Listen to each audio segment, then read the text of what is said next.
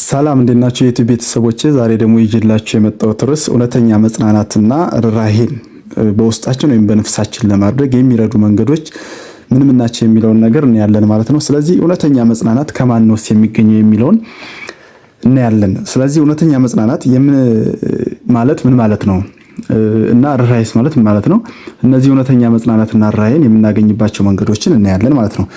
የምመኛቸውንና የማስባቸውን መጽናናቶች ሁሉ በሚመጣው ዓለም እንጂ በዚህ ዓለም አገኛለሁ ብዬ አልጠባበቅም። ምክንያቱም በዚህ ዓለም ላይ የሚገኙትን መጽናናቶች ደስታ ለብቻ አግኝቼ መደሰት ብችል እንኳ የዚህ ዓለም መጽናናቶች ዘላቂ አለመሆናቸውን በደንብ አውቃለሁ። ስለዚህ ነፍሴ ሆይ የድሆች መጽናኛ የትሑታን ደጋፊ በሆነው በእግዚአብሔር ካልሆነ በቀር በሌላ በምንም ነገር ፈጽሞ መጽናናትን ደስታ ልታገኝ አትችይም። ነፍሴ ሆይ ታገሺ፣ ትንሽ ቆይ፣ መለኮታዊን ተስፋ ተጠባበቂ፣ በሰማይ የሚገኘውን ሀብት ሁሉ ታገኛለሽና ታገሺ።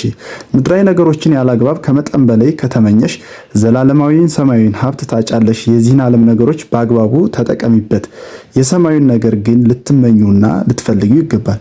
ነፍሴ ሆይ ስለ ምድራዊ ሀብት ስላልተፈጠርሽ የዚህ ዓለም ነገር ሁሉ ሊያረካሽ አይችልም። ክብርሽ፣ ደስታሽ የሚገኘው ሁሉን ነገር ከፈጠረው ከእግዚአብሔር ብቻ ስለሆነ የዓለም ሀብት በሙሉ የአንቺ ቢሆን እንኳ ሙሉ ደስታና ክብር ሊሰጥሽ አይችልም።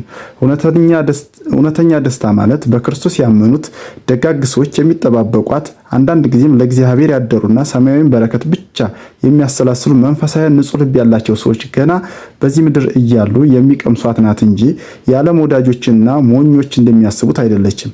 ከሰው የሚመጣ መጽናናት ከንቱና ለአጭር ጊዜ ብቻ ነው። ከእግዚአብሔር የሚመጣ መጽናናት ግን እውነተኛና የሚመሰገን ነው። በቅድስና የሚኖር መንፈሳዊ ሰው ወደሚሄድበት ቦታ ሁሉ ዘወትር ክርስቶስን ከራሱ ጋር አብሮ ይወስዷል። እርሱም ጌታ ኢየሱስ ክርስቶስ ሁልጊዜ በሁሉ ቦታ ከኔ ጋር ሁን ይለዋል። መጽናናቴ ከሰዎች የሚመጡትን መጽናናቶች ሁሉ ትቼ የእግዚአብሔርን ፍቃድ መውደድ ይሁንልኝ ማለት አለብን።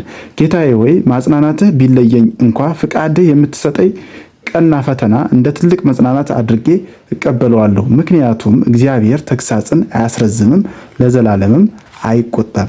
ስለዚህ እውነተኛ መጽናናት የሚገኘው ከእግዚአብሔር እንደሆነና ከሰው እንዳልሆነ እዚህ ጋር ያስረዳናል ማለት ነው።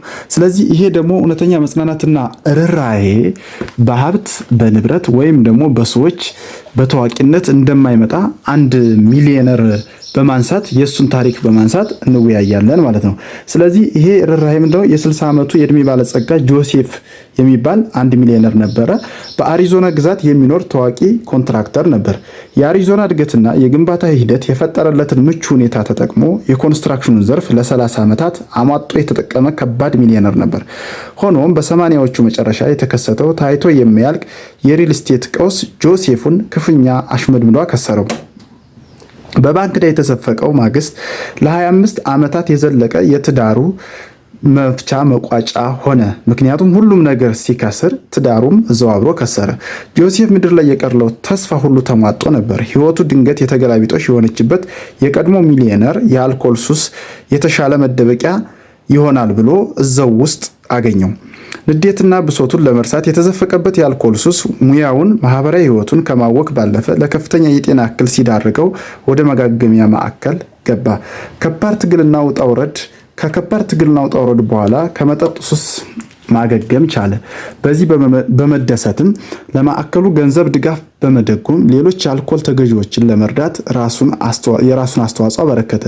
ይህን ጊዜ ነበር ጆሴፍ በህይወቱ ለመጀመሪያ ጊዜ በለጋስነት ውስጥ ያለውን ስሜታዊ እርካታና መንፈሳዊ ደስታ የተመለከተው እና መላ እንቅስቃሴውን ወደ በጎ አድራጎት ስራዎች አዙሮ ድጋፍ የሚያስፈልጋቸውን አቅመ ደካሞች በመርዳት ቀሪ ህይወቱን ማሳለፍ ጀመረ።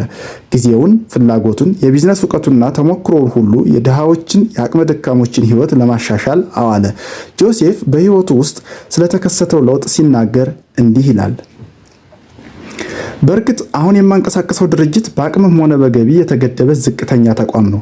ከዚህ በኋላም እንደ ቀድሞ ሀብታምና ትርፋማ ልሆን እንደማልችል አውቃለሁ። ሆኖም በዚህ ተከፍቼ አላቅም። ሀብት ባይኖረኝ አቅመ ደካሞችን መደገፍ ብቻውን አስደሳች ሆኖ አግኝቼዋለሁ። ሚሊየን እየተከፈለኝ በሚሊየን እያገኘው በወር አንዴ የማላገኘውን መንፈሳዊ ደስታ አሁን በየዕለቱ እያጣጣምኩት ነው። በህይወቴ እንዲህ የደህየሁበት ጊዜ ባይኖርም በህይወቴ ደግሞ እንዲህ ደስተኛ የሆንኩበት ጊዜ የለም ሊኖርም አይችልም። ፍቅርና ርህራሄ የሚረዱ የተለያዩ መንገዶች ቢኖሩም ውጤታማነታቸው እንደ ሰው ባህሪ የሚለያይ ይሆናል። ሆኖም የማንኛውም ለውጥ ጅማሩ መማር ነው። በእርግጥ ሰዎች የፍቅርና የርህራሄን አስፈላጊነት ሲገነዘቡ ውስጣዊ ለውጥ የማምጣት ቁርጠኝነት፣ ተነሳሽነት ያድርባቸዋል። እናም ፍቅርን ለማዳበር የሚረዱ የተለያዩ መንገዶችን ተግባራዊ ማድረግ ይጀምራሉ። ውስጣዊ እዝነት፣ ርህራሄ ለመፍጠር መሰረታዊ ነገር ራሳችንን በሌላኛው ቦታ አድርጎ ማሰብ ነው። ማለትም በተቸገሩ ሰዎች ቦታ ማድረግ። ራሳችንን በአንድ ምስኪን ድሃ ቦታ አድርገን የሚኖረውን የችጋር ህይወት ብናስብ በልቦናችን የተለየ እዝነት ይሰርጻል። ምናልባት ይህ ምስኪን የሚበላውን የሚያገኘው በመከራ ነው። መሰረታዊ ነገሮች የሰማይ ያህል ርቀውታል። ረሃብ፣ ርዛት፣ ቅዝቃዜ የዕለት ተዕለት ህይወቱ ገጽታዎች ናቸው። ህይወት በሚያቋርጥ ህመምና ስቃይ የተሞላች ነች። ምናልባት ይህ ሰው ይህን ሁሉ ችግርና መከራ የሚቋቋምበት ከኛ የተለየ ትከሻ የለውም። የምስኪኑን ስቃይ የምንረዳው በሱ ቦታ ስንቆም እኔም ብሆን ምን እሆናለሁ ብለን ስናስብ ነው። ማናችንም ስቃይን አንሻም።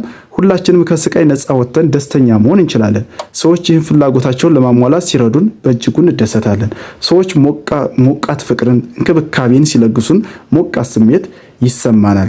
ስለዚህ ከዚህ በመነሳት ለሰዎች የምንለግሰው ፍቅር በውስጣችን የሚያሳድረውን ሞቃት ስሜት መረዳት እንችላለን ማለት ነው። ስለዚህ ይህ እውነታ መገንዘብ ለሰዎች ስሜት እንድንጨነቅና ይበልጥ ፍቅርና እንክብካቤ እንድንለግስ ያነሳሳናል። ስለዚህ ጆሴፍ እንግዲህ ከሚሊዮነርነት ከብዙ ሀብት ከብዙ ማማ ወደታች የወረደ ሰው ነው። አግኝቶ ያጣ ሰው ነው ማለት ነው። ግን በዛ ባገኘበት ሰዓት ምንም አይነት ደስታ፣ ምንም አይነት ርህራሄ፣ ምንም አይነት ፍቅር ልግስና የለውም ነበር። ነገሮች የተገላቢጦሽ ሆኑና በከሰረበት ሰዓት ወይም ደግሞ ቢዝነሱ ባቆመበት ሰዓት ወደ እንደዚህ አይነት ነገር ገባ። ይሄ ነገር ግን በጣም እንዳስደሰተው በህይወት ውስጥ እንዲህ አይነት ደስታ አግኝቶ እንደሚያውቅ ነው የሚያሳየን። ስለዚህ በሀብት ብቻ ምንም አይነት ፍቅር የሚሆን ርህራሄ የሚሆን ልግስናም እንደማይመጣ ነው።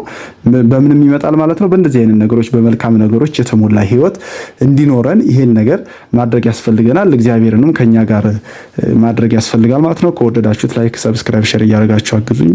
ደህና ሁኑ።